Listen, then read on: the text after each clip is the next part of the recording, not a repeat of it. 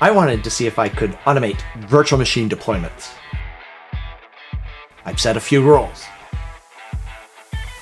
No pressure. All right, we've started writing our second workflow, but now it's time to write some code. If only there was a way we could get someone or something to write that code for us. Well, let's take a look at how we can do exactly that.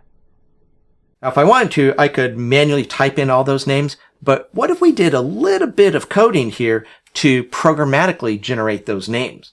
So for example, maybe we'll start with virtual machine myVM-0001, and then the next time we do it, we'll do 0002. So let's see how we can do that. In this case, we're going to write some code. So I'm going to drag into here, into my workflow schema, a scriptable task. And the point of this scriptable task is going to be to generate one of the VM names at a time. So let me change the label of that scriptable task by changing the name field. Notice what happens here when I type.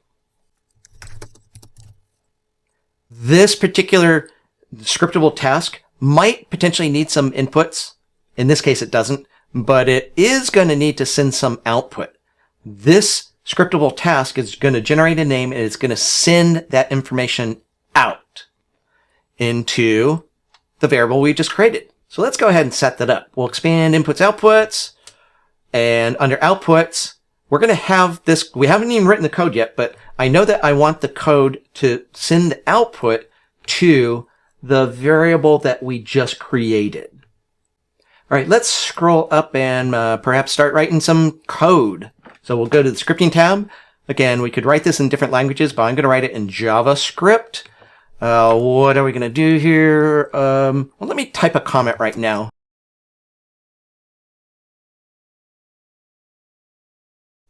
Now, in effect, what our code's going to end up looking like is the following. We're going to create a name that looks something like this. So myVM dash followed by a 4-digit number.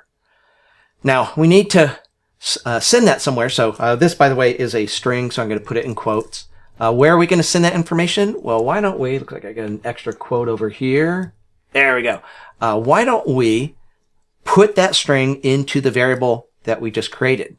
Now, we can do that by typing virtual machine name, or I'm just going to click this button here. So it automatically inserts the name.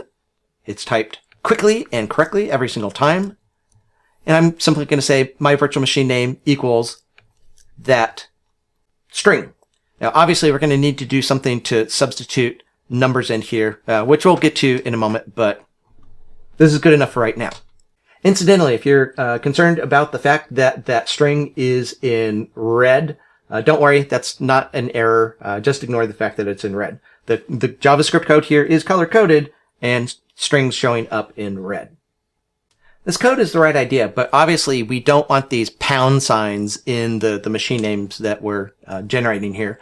So we're going to need to write some more code here. Specifically, what I want to do is write some code that is going to use some sort of counter variable. So why don't we create a variable called counter, spell it correctly, and we could start off saying counter equals 0.